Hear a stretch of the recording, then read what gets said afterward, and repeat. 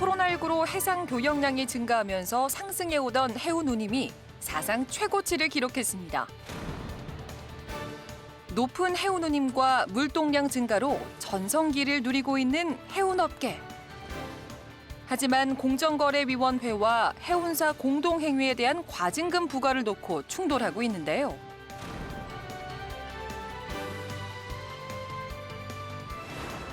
공정위와 해운업계가 의견 차이를 좁히고 해운업계가 다시 도약할 수 있는 방법에 대해 이야기 나눠보겠습니다. 해운 대란으로 수출 제품을 실어 나를 선박을 잡지 못한 중소수출기업에 어려움이 계속되고 있습니다. 심지어 수출을 포기하는 경우까지 있다고 하는데요. 이런 가운데 해운업계의 공동행위에 대해서 공정위가 과징금을 부과하기로 하면서 또 한 번 해운업계가 출렁이고 있습니다. 해운업계는 제2의 한진해운 사태를 우려하면서 공정위에 과징금 부과 철회를 요구하고 있는데요. 오늘 이와 관련해서 세 분과 이야기 나눠보도록 하겠습니다. 한국해운협회 김영무 상근 부회장님, 그리고 인천대 동부가 물류대학원의 양창호 교수님, 마지막으로 윤남호 변호사님과 함께하도록 하겠습니다. 네, 일단 이슈를 저희가 짚기 전에 해운 산업에 대해서 핵심적인 설명부터 듣고서 이제 세부 내용으로 넘어가도록 하겠습니다. 해운 산업이 어떤 것인지 또 범위는 어디까지인지 우리 교수님 한 말씀 부탁드리겠습니다. 네, 최근 코로나 사태로 억눌렸던 각국이 이제 경제가 호전되고 있죠. 그로 인해서 국제 무역도 크게 증가하고 있고요. 해운업도 호황을 맞이하고 있습니다. 이렇게 해상 운송 물동량이 늘어나게 되면 육상에서 처리해야 될 육상 물동량, 트럭 운송량도 많아지게 되고 창고도 활발해지는 등 물류 산업도 이제 활발해지게 되죠. 네. 물론 또 이렇게 해상 수송 물동량을 처리하기 위해서 선박에 대한 수요가 늘어나면서 조선소에다가 또 일감을 주는 그런 호황도 또 누리게 됩니다. 이와 같이 해운 산업은 전후방 효과가 큰 산업으로서 항만, 물류, 조선, 금융, 보험 등 많은 산업에 영향을 주는 산업입니다. 특히 조선소에 그 일감을 주거나 조선 기자재 산업에 영향을 미쳐서 많은 일자리가 창출되면 물론 지역 경제 발전에도 도움을 주는, 그래서 해운이 조선 산업에 미친 영향은 크다, 이렇게 얘기할 수 있겠습니다. 제가 아까 오프닝에서 말씀을 좀 드렸습니다만 지금 그 해운업계의 가장 큰 이슈가 공정거래위원회 그 과징금 부과 사건 아니겠습니까? 이게 전후 사정은 어떻게 됩니까? 예, 2018년 8월에 동남아에서 목재를 수입하는 목재합판 유통협회에서 우리 동남아 천안 선사가 부대 비용을 담합했다고 해서 공정거래위원회에 신고를 했습니다. 그래서 그 이후로 공정거래위원회 조사가 시작됐는데 저희가 목재합판 유통협회에 설명을 해서 목재합판 유통협회는 그 신고를 철회했습니다. 네. 그래도 조사 계속되자 목재합판유통협회에서는 저를 위해서 탄원서를 공정거래에 제출했습니다. 그럼에도 불구하고 공정거래는 계속 조사를 해서 3년 동안의 조사를 거쳐서 금년 5월에 심사보고서가 나왔습니다. 심사 대상 선사는요, 동남아 항로에 취항하는 23개 사업자입니다. 그중에서 국적 선사가 12개 선사고 외국적 선사가 외국 7개국의 11개 선사입니다. 제재 조치 내용은 향후에 공동행위를 하지 마라 하는 내용과 약 8천억 원의 과징금을 부과했습니다. 또 법인을 고발하는 3개의 제재 조치를 했습니다. 현재도 동남 항로뿐만 아니라 한일 항로 또는 한주 항로에서도 조사가 계속 지속되고 있고요. 아마 동일한 조치를 취한다면 이 3개 항로에서 저희 국적 선사에 대해서 무려 1조 5천억 내지 2조 원에 상당하는 과징금 부과가 예상되고 있습니다. 예. 그럼 그 공정위가 보낸 심사 보고서를 보면은 공정위가 과징금을 부과하게 된 그 근거가 있을 것 같은데요, 변호사님. 어떤 내용이 담겨 있습니까? 정확히 말씀드리자면 지금은 공정위 심사관이 과징금을 부과하겠다는 어떤 입장을 취하고 그 내용을 정기선 선사들에게 통보한 상황입니다. 네. 그래서 이제 정확하게 과징금이 부과될지 여부는 향후에 공정위 전원회의 판단에 따르게 되는데요. 공정위 심사보고서에 따르면 공정위의 현재 입장은 이렇습니다. 정기선 선사들이 2003년부터 2018년까지 운임에 관한 공동행위를 했다. 특별한 사정이 없으면 그 부당한 공동행위에 해당이 되는데 이 공정거래법상 사전 인가를 받지 않아서 이 공동행위는 엄격하게 인정돼야 되는데 지금 선사들의 공동행위는 경쟁 제한적인 공동행위였다. 이런 이야기입니다. 또 해운법에서 정하는 화주 단체와의 사전 협의도 제대로 거치지 않았고 해양수산부에 122차례 가량 그 운임 신고도 제대로 하지 않았다. 네. 또한 중립위원회를 두어서 그 선사들의 가입과 탈퇴를 제한하는 등 회원법상으로도 정당한 행위를 하지 않았다. 그래서 이런 내용들을 다 종합하면 그 위법한 공동행위다. 이런 입장입니다.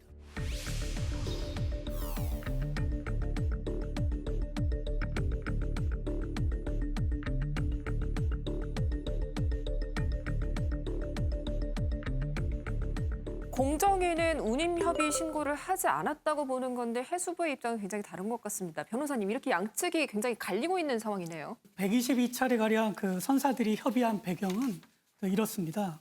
그 선사들이 이제 아시아 영내 정기선 해운시장에서 당시 그 영업 적자가 아주 누적이 되고 네. 출혈적 경쟁이 아주 심화가 됐습니다.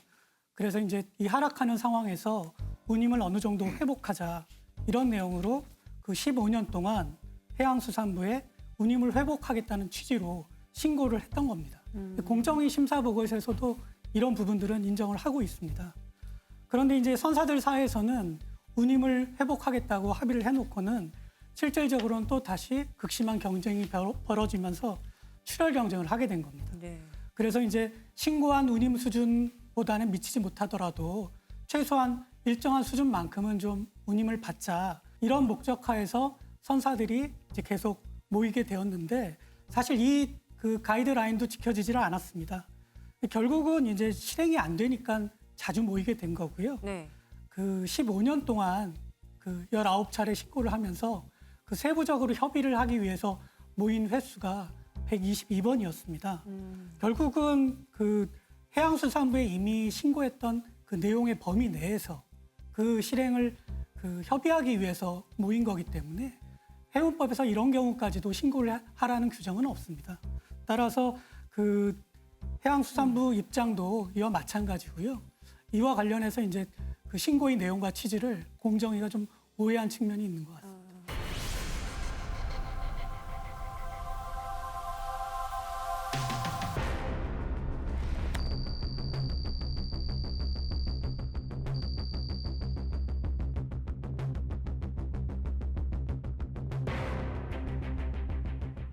공정위에서는 해운업계의 공동행위를 인가한 적이 없다 이렇게 얘기하고 있어요. 근데 해운업계가 진짜 이런 공동행위를 한 게 사실이라면 법상 제재를 받는 건 또 당연한 거 아니겠습니까? 네, 기업 간 공동행위는 가격 담합같이 공정거래법에 저촉을 받습니다.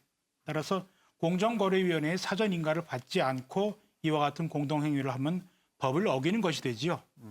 그러나 해운기업 간 공동행위는 해운법 제29조에 의해서 허용되고 있습니다. 따라서 정기선 해운기업 간의 운임 등 공동행위는 공정거래위원회에 사전인가를 받을 필요가 없는 것입니다. 그 이유가 있습니다. 선사들의 공동행위 때문에 수출입 화주들이 받는 피해보다는 국제무역에 필요한 정기선 해운 서비스를 확대시켜서 오히려 수출업체한테 큰 도움이 된다고 판단하고 있기 때문이죠.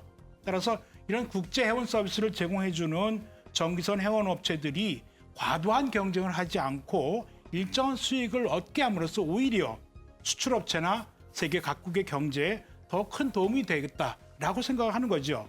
이에 따라서 유엔무역개발회의 융크타드는 1974년에 정기선 행동규범 조약을 체결을 해가지고 가격 담합과 수송 능력 조절이라는 행위를 국제적으로 할 수 있도록 인정을 했습니다. 그 이후에 미국, EU, 일본, 중국, 한국 모든 나라가 이 정신을 받아들여서 자국법으로 받아들인 거죠. 우리나라도 1978년에 이 협약에 따라서 해운법 제29조가 만들어진 겁니다.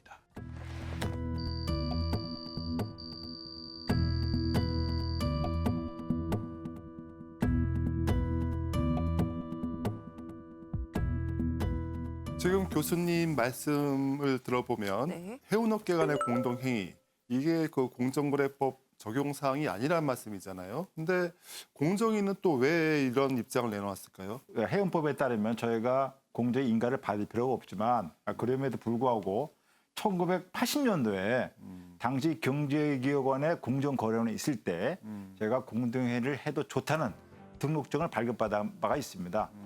그렇게 보면 현재 그 공정위가 주장하는 인가를 받은 적이 없다 하는 내용은 무슨 오해가 있는 것 같습니다.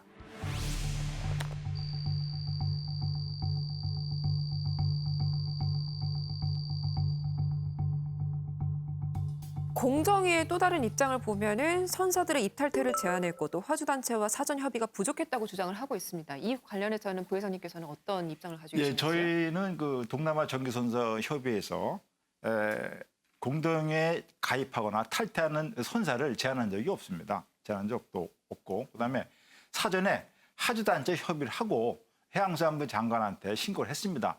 지난 20년 동안에 신고를 한 번도 빼먹은 적이 없습니다. 공동행위를 허용하고 있는 것이 바로 해운업이라면 해운업만이 누릴 수 있는 그런 특혜라고 볼 수도 있을 것 같아요, 교수님. 네. 예, 해운업계만 공동행위를 허용한다. 그러니까 이게 뭐 특혜가 아니냐 이렇게 이제 일반인들이 생각할 수 있고 또 그렇게 볼 수도 있습니다. 제가 한 가지 사례를 들어서 말씀을 드릴게요. 정기선 해운은 컨테이너선 해운을 말합니다. 이 컨테이너선은 컨테이너 도입 전에 이 선적 비용을 비교해 보면요. 톤당 5.8달러였던 것이 컨테이너 도입 후에는 0.16달러로 떨어집니다. 선적 비용이 97%나 줄어드는 거죠. 네. 그다음에 선박이 항만에서 체류하는 시간도 과거에 한 2주 이상 걸렸던 것이 하루 안에 다 마무리가 되죠.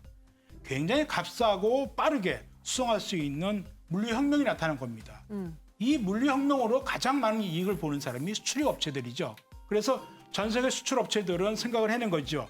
정기선 해운 혁명으로 내가 많은 이익을 보고 있으니 또 우리나라 경제도 많이 도움이 되고 있으니 이 정기선 해운 서비스를 하는 이 업체들이 과당 경쟁을 하지 않고 어느 정도 이익을 낼 수 있도록 만들어 줍시다. 네. 라고 해서 경쟁법 적용 제외를 만든 거고 그렇기 때문에 이것이 국제적으로 경쟁법에서 적용을 제외하는 법을 만들게 된 동기가 됐고요. 해운업만을 위한 특혜가 아니었다라는 말씀을 드립니다. 그럼 공정위가 예고한 대로 이제 과징금을 만약에 부과하게 된다면 아까 부회장님께서도 언급을 해주셨습니다만 최대 8천억 원이라고 말씀하셨죠. 만약에 부과가 된다면 그 후에 파장은 혹시 어떻게 예상을 해볼 수 있을까요? 지금 동남아 항로에서는 이제 8천억이고요. 우리 국적선은 5,600억입니다만. 그다음에 한일 항로, 항중 항로까지 따지면 1조 5천억 되지 2조 원이 예상됩니다. 예, 이 정도의 과징금을 우리 국적 12개 선사가 부과받고서는 생존할 수가 없습니다. 예를 들면 우리 국적 12개 선사가 212척의 선박으로 동남아 항로, 한일 항로, 한중 항로를 운항하고 있습니다. 모두 6천여 회 정도 국내항에 입출항합니다. 이 212척의 선박은 우리 배가 89척이고 남한테 빌려온 배가 123척입니다. 우리 배 89척의 선박 매각 가격은 약 7,500억에 해당합니다. 여기서 은행에 갚을 돈 갚고 남는 돈은 4,500억입니다. 그러면 이 배를 다 팔아도 과징금의 4분의 1밖에 안 됩니다. 그래서 만약에 이 과징금들이 제한한 대로 부과된다면 생존할 선사는 아무 데도 없습니다. 또 한 가지는 공정위가 우리 선사뿐만 아니라 아까 말씀드렸다시피 7개국의 11개 선사에 대해서도 과징금을 부과했습니다. 이럴 경우에는 외국 정부로부터의 보복 조치가 예상됩니다. 그 외국은 중국, 싱가포르, 대만, 홍콩, 이스라엘, 덴마크, 프랑스인데요. 이미 중국으로부터 지난 5월 달에 항의 서신을 받았습니다. 이렇게 된다면 우리 선사들은 우리 정부로부터의 과징금뿐만 아니라 외국 정부로부터의 제재 조치도 예상됩니다. 또 한 가지는 이 과징금 부과 조치가 외국 선사에만 좋은 일을 시키는 결과입니다. 국내 12선사 과징금은 1조 5천 원 내지 2조 원이 되고요.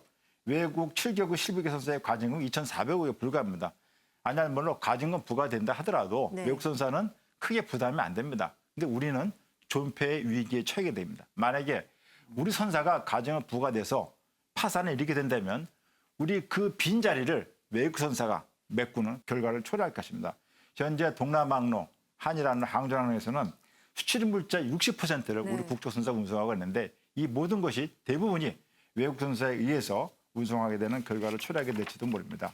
그러니까 또 한 가지는 한국 정부에서 불공정 행위를 내린다면 지난 2017년에 한진해운 파산에 따라서 전 세계적으로 물리대란을 일으켰다고 우리 정부가 전 세계의 비판을 많이 받았습니다.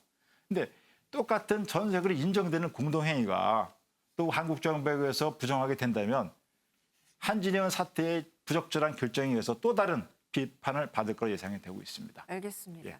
공동행위를 안 하면 그러면 해운 산업에는 어떤 그 영향이 있겠습니까? 만약에 공정위에서 공동행위에 대해서 부당한 조치라 판정을 내린다면 우리나라를 중심으로 해서 전 세계 컨테이너 운항 서비스에 막대한 혼란을 가져올 겁니다.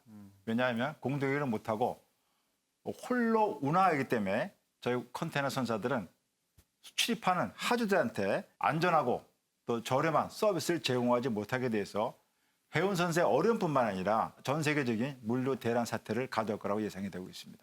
그 선사들은 해운법에 따라 공동행위를 했고 만약 그 이런 절차적인 위반이 있었다면 그 해운법에 따라 처벌이 당연한 건데 그렇죠?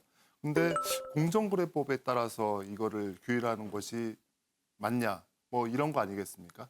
공정거래위원회가 보고 있는 그 공동행위 관점과 그 해운법이 보고 있는 그 공동행위 관점이 그 상당히 좀 차이가 있습니다. 네. 그 까닭이 그 공정위가 바라보는 공정거래법은 사실상 원칙적으로 공동행위는 부당하다고 보고 있습니다. 그래서 아주 예외적인 경우에만 공동행위가 허용이 되는 거죠. 그런데 해운법에서는 그 1978년부터 공동행위가 원칙적으로 허용이 되고 있습니다. 그리고 아주 예외적으로 금지되는 사유가 있는 경우에만 그 공동행위가 금지가 되고 있거든요. 네네네. 이런 그 시각이나 관점의 차이가 가장 큰데 결국은 그 공정거래법 입장에서 봤을 때는 해운법이 공정거래법에 비해서 특별법의 지위를 갖고 있는 것으로 봐야 되는 것이 아닌가 그렇게 생각을 합니다. 아, 알겠습니다. 공정위가 지금 문제를 삼고 있는 것이 그 공동행위이지 않습니까? 네. 그렇다면 우리 그 해운사들이 공동행위를 통해서 이익을 얻었습니까? 과거 지난 20년 동안의 사례를 보면요. 우리 국적 컨테이너 선사가 낮은 운임 때문에 7개 컨테이너 선사가 파산했습니다. 파산했고 지난 10년간을 보더라도 해운업 장기 불황 때문에 영업이익을 가진 사례가 한 번도 없습니다. 어떻게 보면 저희가 공동행위를 한 이유는 어떻게 보면 생존을 위한 그런 공동행위지 어떤 부당한 이득을 취한 공동행위는 아니었다고 생각할 수 있고요. 우리가 신고 운임을 한다 하더라도 그것이 유지된 적은 한 번도 없습니다. 지금 문제가 되고 있는 동남아 항로의 경우에 보면 지난 한 10여 년 동안 공급 과잉률이 20%가 넘는 시장입니다. 즉 수요에 비해서 공급이 선박이 많은 시장이죠. 그러다 보니까 선사들이 화주들하고 운임 계약을 할 때 내가 얼마를 받겠습니다 하고 제시를 할 수 있는 상황이 아니에요. 화주들이 얼마까지 내려줄 수 있습니까를 제시하면 그중에 가장 많이 내려주는 선사하고 계약을 하는 그런 시장이죠. 설사 국내 선사들끼리 공동행위를 통해서 운임 인상을 하자라고 했다 하더라도 그 운임 인상을 한 것 같고 화주한테 가서 계약을 할 수가 없지요. 그래서 외국 선사든 우리 선사든 가장 낮게 제시하는 사람이 화주와 계약을 할 수밖에 없는 시장 구조예요. 따라서 우리 선사들끼리의 공동행위가 외국 선사보다 운이 높을 수 있다라고 가정하는 것은 불가능합니다. 해운법에서 해운 공동행위를 허용하고 있는데 어떤 근거에 의해서 이게 허용돼 왔던 건가요? 1974년에 유엔 산하의 유엔 무역개발회의 웅크타드에서 정기선 동맹에 관한 행동규범이라는 국제협약을 제정을 하고 유럽을 포함한 그 선진국들, 개발도상국들이 모두 참여를 해서 이 국제협약에 가입하고 비준을 하게 됩니다. 이 국제협약을 만들게 된 배경은 그 헌장을 보시면 그 취지를 잘 알 수 있는데요. 원래 그 전기선 운송 사업은 많은 초기 투자 자본이 필요합니다. 그런데 이제 만성적인 공급 과잉 현상이 벌어질 수 있는 것이죠. 그 결과 사업이 불규칙해지고 큰 비용이 발생하게 되는데 이를 극복해야지 전기선 산업이 유지가 됩니다. 그런데 경쟁이 제약 없이 심화가 되면 파괴적, 파멸적 경쟁을 초래하게 됩니다. 그 결과 그 가격 불안과 과점 현상이 발생할 것이다. 이렇게 헌장에서 밝히고 있습니다. 우리나라 해운법에도 이러한 국제협약 규정들이 반영된 규정들이 들어가 있습니다. 네. 그리고 특히 국제협약에 위반하는 경우에 있어서는 이를 위반해서는 안 된다라는 명시적인 규정이 해운법에도 있습니다.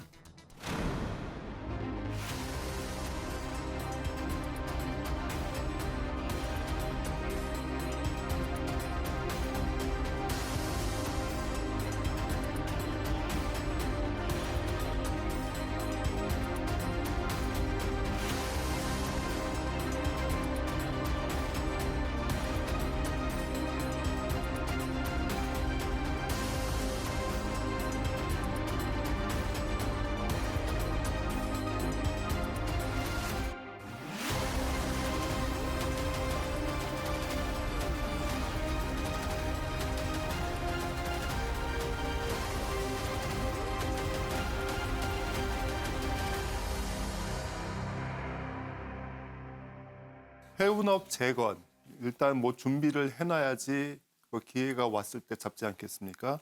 그동안 우리 해운업 어떤 변화가 있었습니까?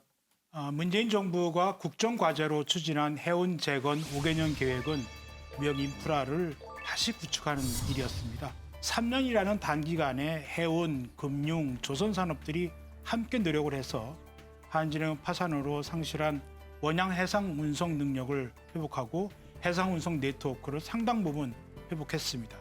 또한 실추된 한국 해운의 신용도도 많이 회복을 했습니다. 무엇보다도 정기선 해운 재건을 위해서는 경쟁력이 있는 초대형 컨테이너선을 건조하는 것이 관건이었습니다. 3조 원을 투자해서 약 20척의 초대형선을 건조하는 일이죠. 그러나 당시에는 해운 경기가 언제 회복될지도 모르고 또 그 많은 물량을 어떻게 채울 것이냐, 또 이로 인해서 생기는 누적 적자를 어떻게 감당할 것이냐라는 회의적인 시각도 많았습니다.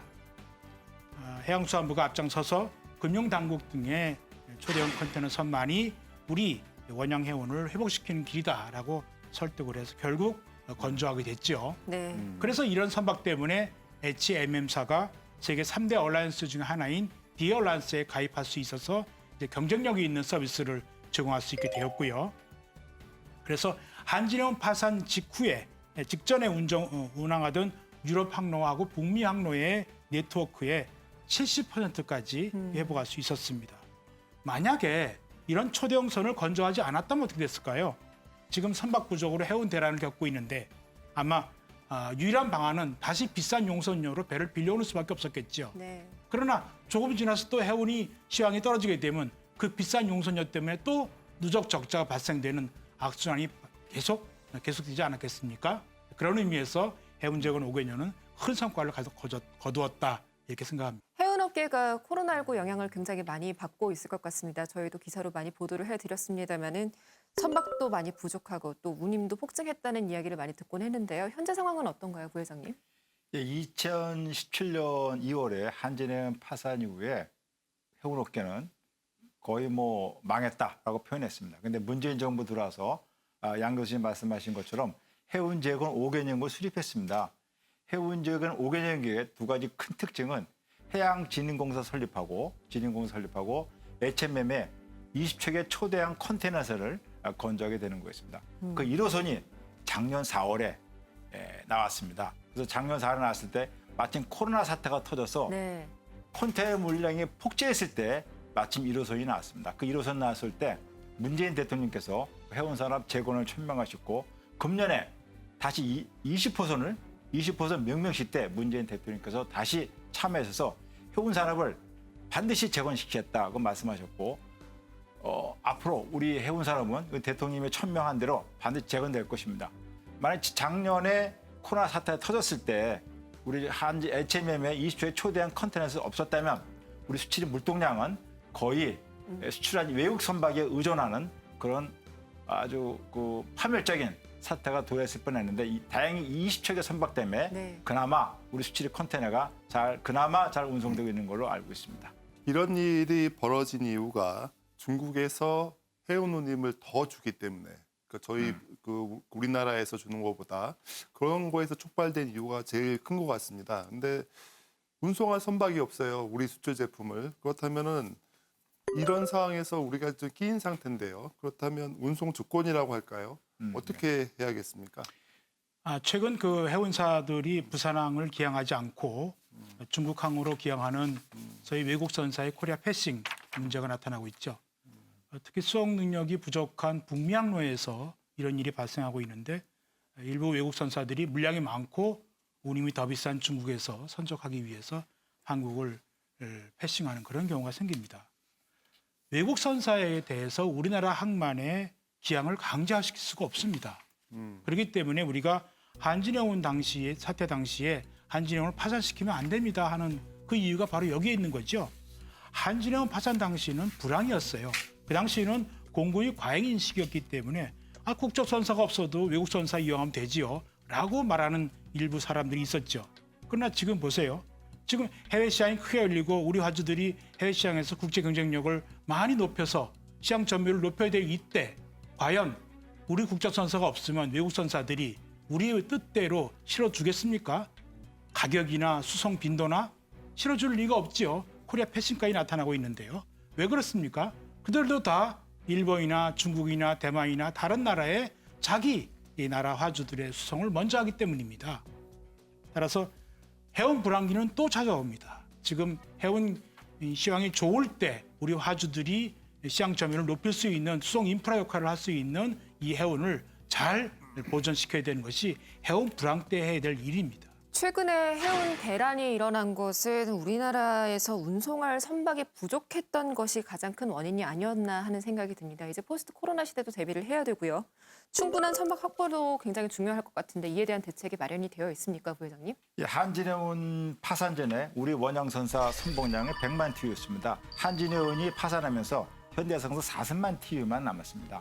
해운재건 5개 년 기업으로 인해서 현재 70만 TU까지는 저희가 확보를 했지만 외국과 비교해서는 아직도 태부적인 상황입니다.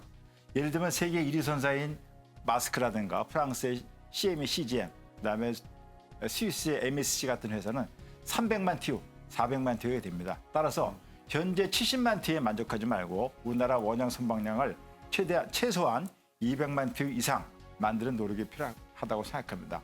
이를 위해서는 우선 해양진흥공사의 자본금 확대가 필요합니다. 현재 해양진흥공사 자본금이 5조 원인데 이것을 최소한 10조 원 이상으로 자금을 확대하는 노력이 필요합니다. 이를 위해서는 정부의 지원이 절대 필요한 산업입니다.